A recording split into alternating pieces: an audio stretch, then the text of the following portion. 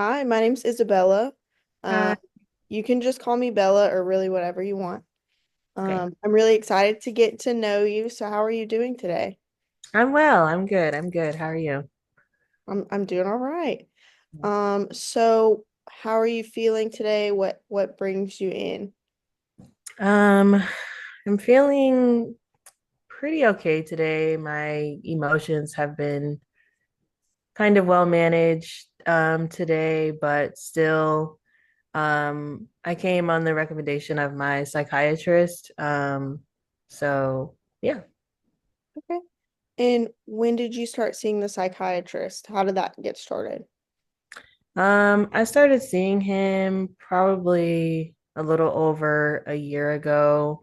Um, I had a bit of a breakdown, and me and my husband sat and kind of talked through what I needed to get done or the help that I needed for myself and for my children. So that's how I started seeing him.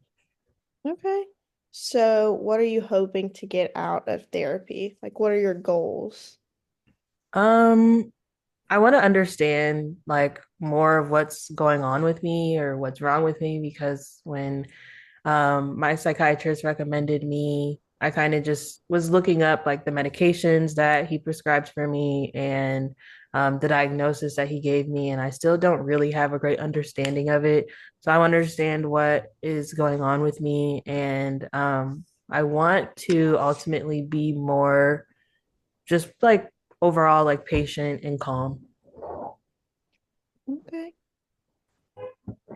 So, like, what led up to you wanting to like be more calm? Has there was like a big um, thing that happened, or was it just like a light bulb moment? I think it was just like a light bulb moment, like an epiphany, and just the realization, especially having children, like you just never want your kids to see you a certain way or for them to think that you're weak because they look up to you. And so I do want to be a better person and for my kids and for myself. But yeah, it was more of just like a light bulb moment, especially after the breakdown that I had and talked this stuff with my husband before seeing the psychiatrist. I just kind of realized that there's a lot that I can work on. And what was your specific diagnosis from your psychiatrist?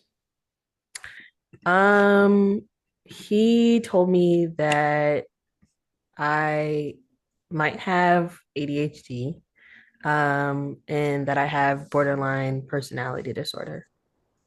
Okay. And does that mean anything like specific to you? Like, what are your feelings like regarding that diagnosis?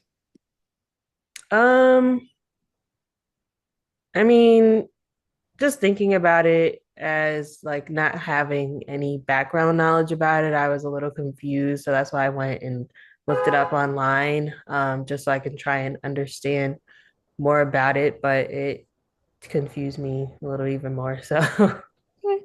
Well, that's part of my job. So, I'm gonna help counsel you, assess some of your needs and some of your strengths in this area, create a treatment plan for you, and then monitor your progress as we go along. So, not having any knowledge about your diagnosis is totally okay because I'm gonna be the one to help you with that. okay. So it's okay to not fully know what's going on. Yeah. So. Just like away from like the deep talk, I guess. Do you go to church? Are you affiliated with any religion? Anything like that? No, I don't go to church. I do believe heavily in karma, but I don't go to church and I don't really believe in God. Okay. Just like wanting to get to know you a little bit more, just about like your beliefs and things like that. Are you involved in your community?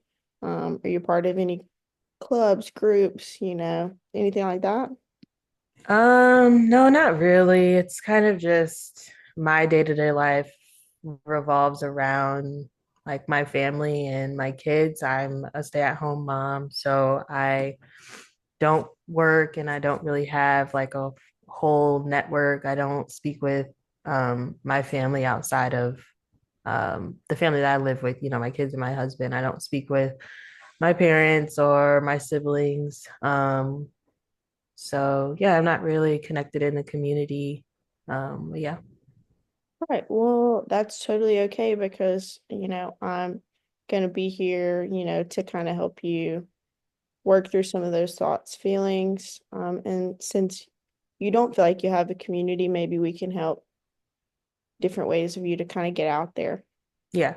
How old are your kids? They are 6 and 7. Oh, okay. So are Mhm. they involved in any sports, anything in school? Keep you busy?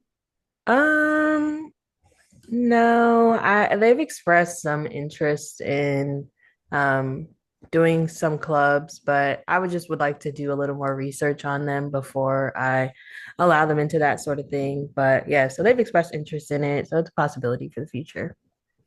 Right. Always keeping our options open. Yeah. So other than like your children, like what's important to you? What do you enjoy?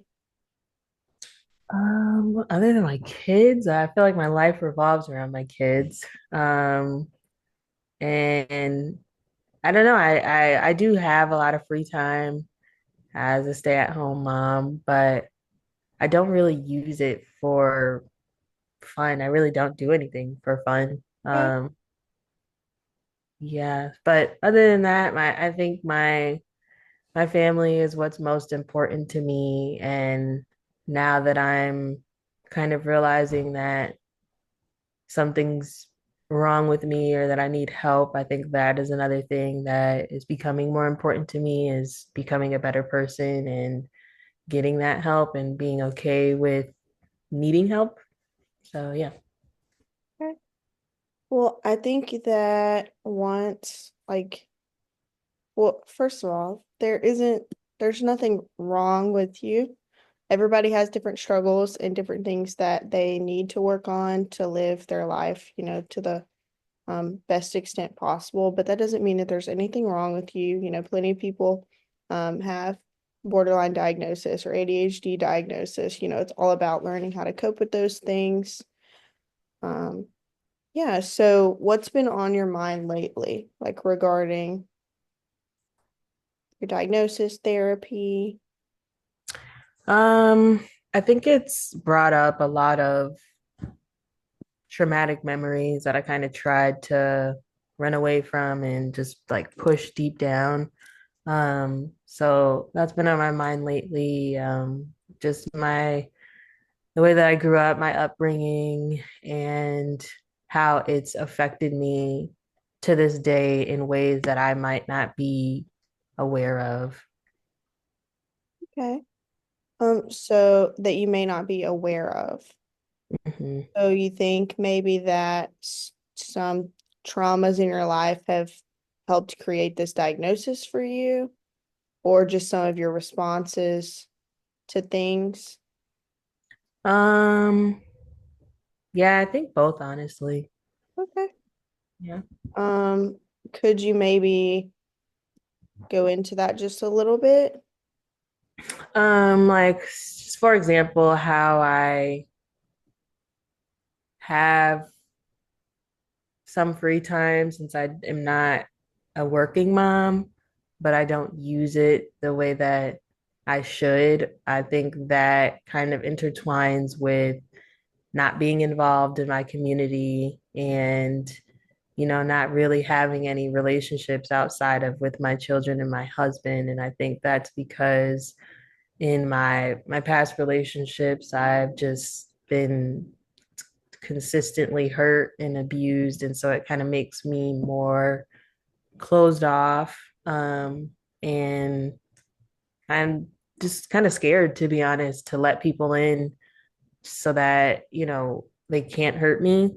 And so I think even besides not being a part of any community or having a lot of friends, um, I would like to do more stuff for myself, like for fun, like going to the movies or going on a walk or going to a clay making class, like finding things to do to, take up my free time, even if it has nothing to do with friends. Something to take care of you.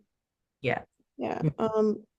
It's totally valid to be a little bit apprehensive of starting new relationships. Like that can be scary, especially when we've been burned in the past. So I definitely understand where you're coming from. I think that, moving forward, we can work on building up some confidence about where you're at with your diagnosis and maybe helping you feel a little bit more comfortable with meeting people and becoming involved with others because it is really important to have a network of people to rely on outside of just what we do here and then, your children and your husband. And I think that would be like that's where we need to go from here. Does that sound all right to you? Yeah. Yeah. Yeah. Sounds good. Okay, okay. Well, awesome. So next time maybe we can dive a little bit deeper into some of the stuff you were talking about with, your past relationships and stuff like that, Yeah. if that's all right. Yeah. Yeah. That sounds good. Okay, great. Well, thank you. Yep. Thank you.